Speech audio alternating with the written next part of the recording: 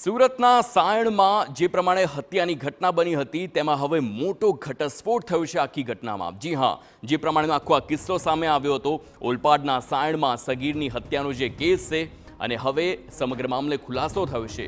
મૃતક સગીર સવારે હત્યારા પાડોશી વિજય વસાવાના ઘરે ગયો હતો ત્યારે જ અચાનક આરોપી ઘરે આવી જતા પત્ની સાથે મૃતક સગીરને ઊભો જોઈ પત્ની અને સગીર વચ્ચે આડા સંબંધ હોવાની આશંકાએ ઉશ્કેરાયો હતો તો ઉશ્કેરાટ આવી આરોપીએ ચપ્પુના ઘા ઝીકી સગીરની કરપીણ હત્યા નિપજાવી હતી।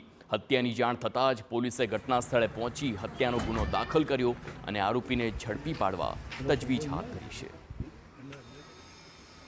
સવારે 8 વાગ્યાના આશરે તેને જ્યારે ઘરમાં પહોંચ્યો ત્યારે તેણે જોયું તો તેની પત્ની આશાબેન પાસે આ સગીર વયની વ્યક્તિ ઊભેલ હતી।